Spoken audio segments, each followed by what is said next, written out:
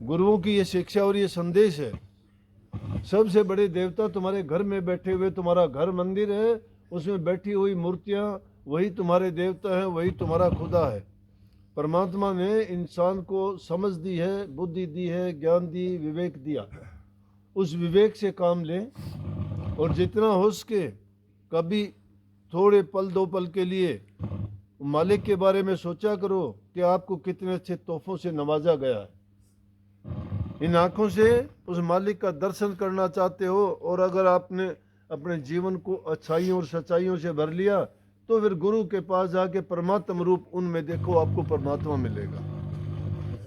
फिर आपकी नज़रों में, आपके दिल में, आपके ख्यालात में और आपके जीवन में वही परमात्मा है। आज तक परमात्मा किसी ने नहीं देखा।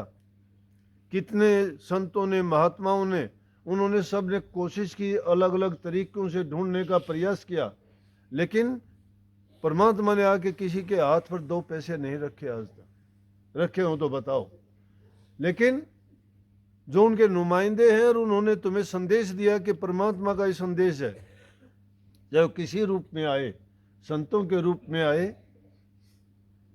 और उन्होंने आके लोगों को जगाया कि किस भ्रम की नींद में सोए हुए हो, जागो। तुम्हें वो संदेश जो देते हैं, शिक्षा देते हैं, वो अच्छी शिक्षा ही तुम्हारे अंदर वो विचार और ख्यालात भर देती है जो तुम्हें उस रास्ते की ओर लेके जाती है। शांति तुम्हारे अंदर में है। अंदर में जब खोजने का प्रयास करोगे, लेकिन अंदर में तभी प्रवेश करोगे जब इन बाहर की चीज़ों में से आप शांति प्राप्त कर लोगे। जिस इंसान के लड़ाई झगड़े रहते हैं, वो निंदा चुगलियों में व्यस्त रहता है, बुरे लोगों की संगति करता है, उसके ख्यालात तो उन्हीं चीज़ों में लगे रहेंगे। रात दिन उत्पात करने के विचार होंगे, क्या करूं, कैसे बदला लूं।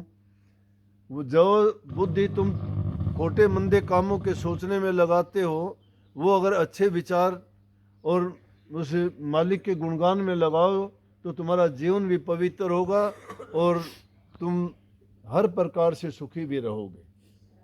तभी आप भक्ति के काबिल बनोगे, अच्छे काम करोगे, सबके प्यारे बनोगे।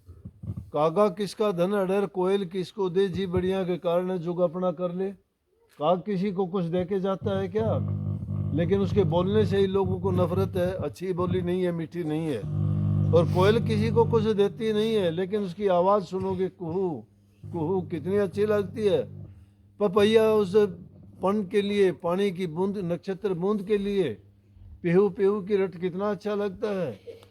मोर बोलता कितना अच्छा लगता है, लेकिन काग बोलते ही आपको क्या लग जाए। इसलिए मीठी भाषा बोलना ये मंत्र है दूसरे को बस में करने का, वशीकरण है वो। वाणी ऐसी बोलिए मन का आपा खोए, औरों को शीतल करे, आप भी शीतल हो।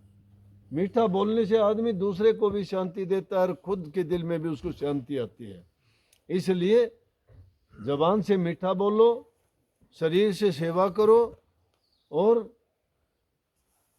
मन से, जबान से प्रभु के नाम का सुमरण करो, और ख्यालात में हमेशा अच्छा करने के विचार रखो।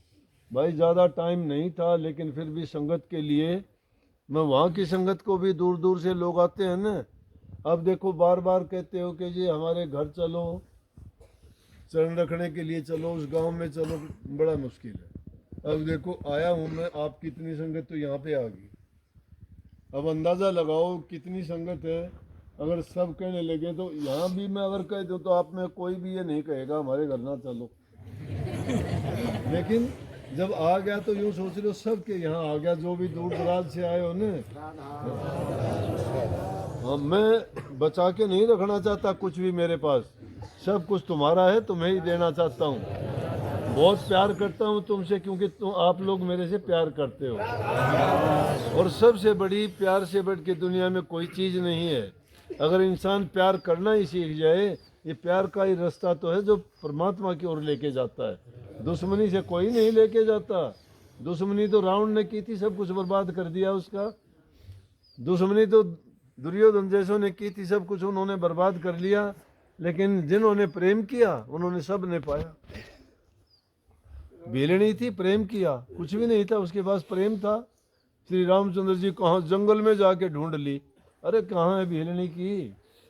भीलनी की कुटिया कहाँ, बड़े बड़े महंत बैठे देखते रह गए, उनने आश्रम सजा रखे थे कि श्री राम आएंगे हम उनको जो है सम्मान करेंगे, क्या क्या उन्होंने तोहफे लेके रखे थे। लेकिन नहीं, रामचंद्र जी बोले भीलनी का कहाँ है। बोले जी हमारे यहाँ, अरे तुम छोड़ो, मुझे भीलनी का चाहिए, क्योंकि प्यार तो भीलनी का था।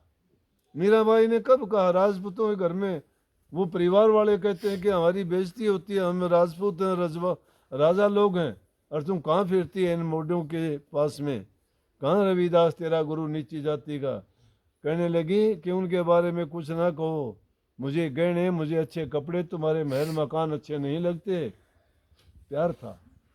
और जिन्होंने प्यार किया, बलख बुखारा के बादशाह ने राजकाज को ठोकर मार दी। गोपीचंद भरथरी ने अपने राज को त्याग दिया, किस लिए कि उन वो प्यार का रास्ता पा लिया। तो सबसे बढ़ के प्यार है, प्यार करो। जिंदगी में प्यार करोगे, भाई भाई से प्यार करो। घरों में माँ बाप से, सास बहू का अच्छा रिश्ता होना चाहिए। सास को चाहिए बहू को अपनी बेटी मान ले, ये ना किया करो तुम्हारी बेटी तो आती है, तुम घुट घुट के बंद कमरों में बात करती हो, और बहू से मुंह फेर के पड़ोसनों के जाके बुरा भला कहती हो कि मेरी बहू आई है, कुछ नहीं लाई वो, उनके घर वाले ने क्या दिया इसको। फिर बताओ मन मुटाव होगा।